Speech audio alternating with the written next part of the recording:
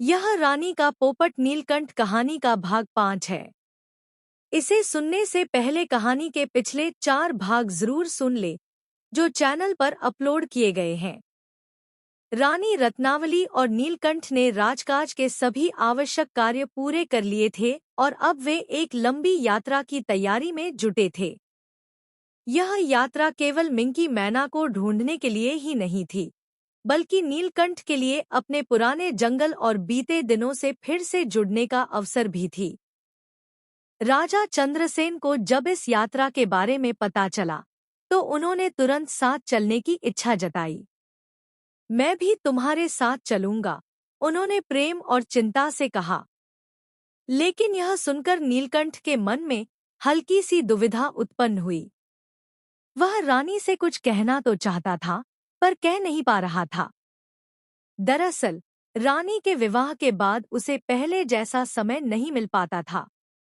वह रानी के साथ खुलकर बातें करना, पुराने दिनों को याद करना और उनके साथ बिना किसी बाधा के समय बिताना चाहता था। इस यात्रा को लेकर उसके मन में एक अलग ही खुशी थी। लंबा रास्ता, रानी का साथ और रास्ते भर अपने बचपन और दोस्ती की यादों में खो जाना, यही सब वह चाहता था। नीलकंठ कुछ कहे उससे पहले ही रानी रत्नावली उसकी भावनाएं समझ गई। वह जानती थी कि विवाह के बाद जिम्मेदारियों के कारण वह अपने बचपन के मित्र को पूरा समय नहीं दे पा रही थी। उनके मन में भी यही इच्छा थी कि इस यात्रा के बहाने वे नीलकंठ के साथ कुछ पल अकेले बिता सकें। रानी ने धीरे से मुस्कुराते हुए चंद्रसेन की ओर देखा और बोली, राजन, यह यात्रा लंबी है। इसमें कितना समय लग जाएगा, यह भी निश्चित नहीं है। ऐसे में राज्य को संभालना बहुत आवश्यक है। चंद्रसेन ने कुछ कहना चाहा, लेकिन रानी ने आगे कहा, आप इस राज्य के राजा हैं। आपकी पहली जिम्मेदारी प्रजा और राज्य के प्रति है। यदि हम दोनों बाहर रहेंगे, तो राज्य का संचालन कौन करेगा? चंद्रसेन कुछ क्षण शांत रहे। वह रानी की बात समझ रहे थे। आखिरकार उन्होंने मुस्कुराते हुए कहा, आप सही कह रही हैं। राज्य की जिम्मेदारी सबसे पहले है। आप निश्चिंत होकर जाएं, मैं यहाँ सब संभाल लूंगा। रानी ने आभार से उनकी ओर देखा। नीलकंठ भी मन ही मन प्रसन्न हो उठा। अगले दिन सुबह सुबह, जब सूरज की पहली किरणें धरती पर पड़ी, रानी और नीलकंठ एक सुंदर रथ में सवार होकर यात्रा के लिए निकल पड़े। वातावरण शांत था, हवा में एक नई शुरुआत की खुशबू थी। उनके साथ नीलकंठ के पुराने मित्र काबर, पोपट और कबूतर भी थे।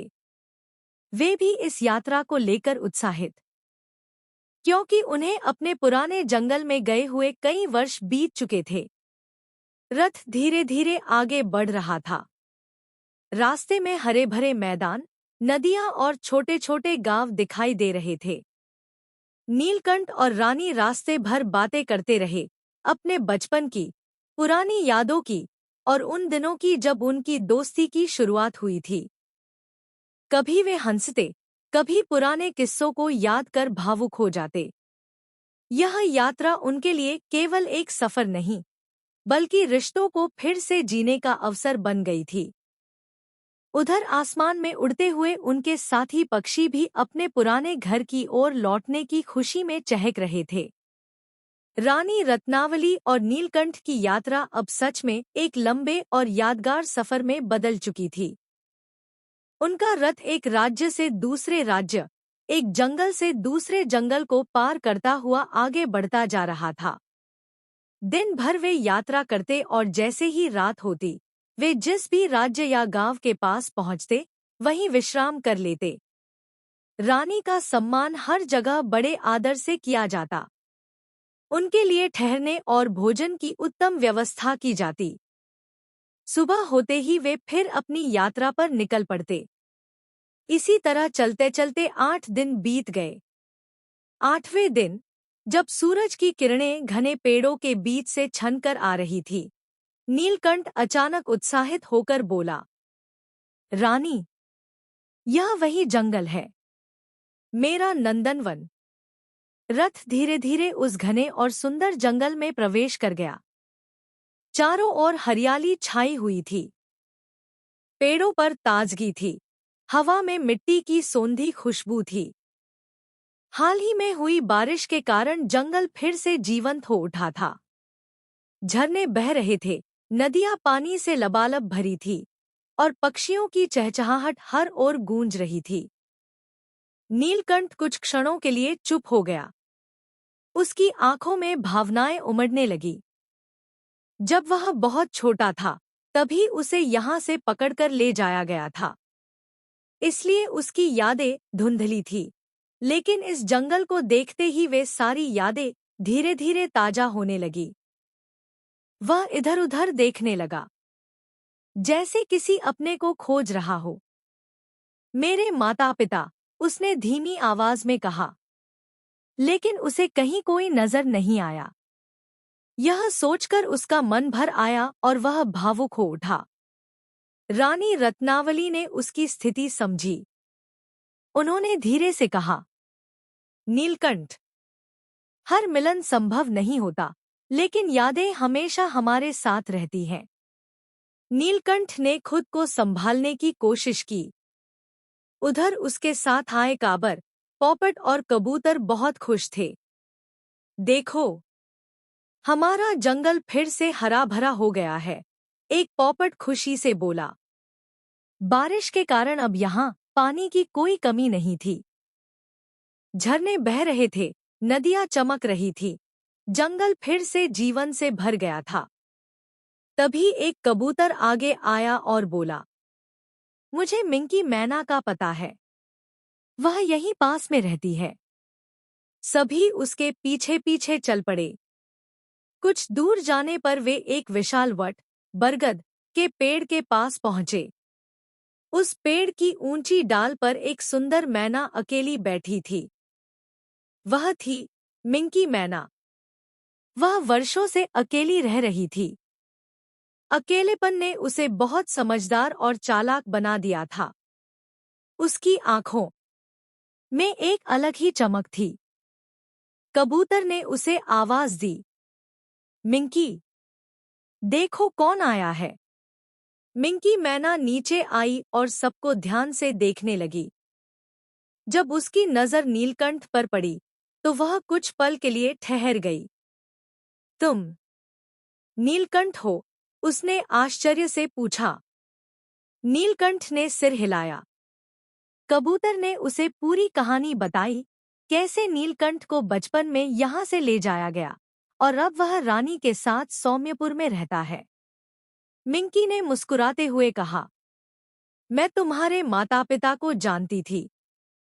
हम सब एक ही जंगल में रहते थे।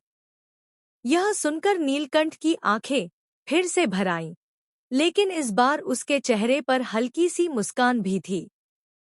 दोनों के बीच धीरे धीरे बातचीत शुरू हुई। मिंकी की बातों में समझदारी थी और नीलकंठ का स्वभाव सच्चा और सरल था। कुछ ही समय में दोनों एक दूसरे को पसंद करने लगे। रानी रत्नावली यह सब देख रही थी। उन्हें भी मिंकी मैना बहुत पसंद आई, उसकी सुंदरता, उसकी बुद्धिमत्ता और उसका शांत स्वभाव। रानी ने आगे बढ़कर कहा, मिंकी, क्या तुम हमारे साथ सौम्यपुर चलना चाहोगी? मिंकी कुछ क्षण सोच में पड़ गई। फिर उसने नीलकंठ की ओर देखा और मुस्कुरा दी। अगर नीलकंठ मेरे साथ है, तो मैं चलने के लिए तैयार हूँ, उसने कहा। यह सुनकर सबके चेहरे पर खुशी आ गई। कुछ ही देर में सबने वापस लौटने की तैयारी शुरू कर दी। नीलकंठ अपने पुराने जंगल को एक बार फिर देख रहा था। अब उसकी आंखों में दुख कम और संतोष ज्यादा था। मिंकी मैना, नीलकंठ और रानी रत्नावली अब सौम्यपुर लौटने के लिए तैयार थे। नीलकंठ के पुराने साथी काबर, पोपट और कबूतर अपने ही जंगल में रुक गए, क्योंकि अब वहां फिर से पानी और जीवन लौट आया था। विदा के उस पल में सबकी आंखें नम थी, लेकिन दिल में संतोष था। रानी, नीलकंठ और मिंकी मैना रथ में सवार होकर वापस सौम्यपुर की ओर निकल पड़े। यह यात्रा कुछ दिनों तक चली। रास्ते में फिर वही ठहराव, वही विश्राम, लेकिन इस बार साथ में एक नई साथी थी, मिंकी। आखिरकार वे सौम्यपुर पहुंच गए। राजमहल में जैसे ही उनके आने की खबर पहुंची, राजा चंद्रसेन स्वयं द्वार पर उनका स्वागत करने आए। मिंकी मैना को देखकर वे भी बहुत प्रसन्न हुए। रानी ने मुस्कुराते हुए कहा, राजन, यह है मिंकी मैना, नीलकंठ की नई साथी। फिर रानी ने मिंकी को पूरे राज्य और चंद्रसेन से परिचित कराया। मिंकी हर चीज को बड़ी उत्सुकता से देख रही थी। महल की भव्यता, बगीचों की सुंदरता और रानी का सम्मान। कुछ ही समय में नीलकंठ और मिंकी महल के बगीचे में उस पुराने आम के पेड़ की डाल पर रहने लगे। अब वह डाल और भी जीवंत हो गई थी। मिंकी यह देखकर हैरान और खुश दोनों थी कि नीलकंठ को यहाँ कितने सम्मान और प्यार से रखा जाता है।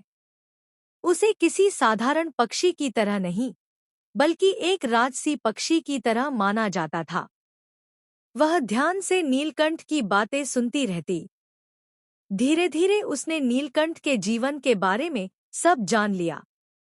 कैसे वह रानी की मित्र बना, कैसे उसने राज्य की कठिन परिस्थितियों में साथ दिया, और कैसे उसे यहाँ सम्मान और कभी-कभी अपमान भी सहना पड़ा। लेकिन एक बात मिंकी ने बहुत जल्दी समझ ली। रानी के लिए नीलकंठ सिर्फ एक पक्षी नहीं था, बल्कि उसका सच्चा मित्र, सलाहकार और विश्वासपात्र था। उधर रानी अब चंद्रसेन के साथ और राजकाज में अधिक व्यस्त रहने लगी थी। फिर भी उनकी एक आदत कभी नहीं बदली। हर सुबह उठकर खिड़की खोलना और सबसे पहले नीलकंठ को देखना, यह उनका नित्यक्रम बन चुका था। नीलकंठ भी रोज दरबार में आता, रानी के पास बैठता और अपनी समझदारी से राजकाज में उनकी मदद करता। दरबार के बाद वह फिर अपने घोंसले में लौट आता, जहां मिंकी उसका इंतजार कर रही होती। दोनों साथ में महल के बगीचों और पूरे राज्य में उड़ते, घूमते और बातें करते। उनके बीच अब एक नया रिश्ता बन रहा था, समझ और साथ का। राजा चंद्रसेन के मन में कई दिनों से एक विचार चल रहा था। अंततः उन्होंने निर्णय लिया कि अब उन्हें अपने राज्य वापस जाना चाहिए। वहां से लगातार संदेश आ रहे थे कि राज्य में कई समस्याएं उत्पन्न हो गई हैं। आंतरिक विवाद, प्रजा में असंतोष और प्रशासन में ढीलापन। जब उन्होंने यह बात रानी रत्नावली से कही, तो रानी ने बिना देर किए उनके साथ जाने का निर्णय लिया।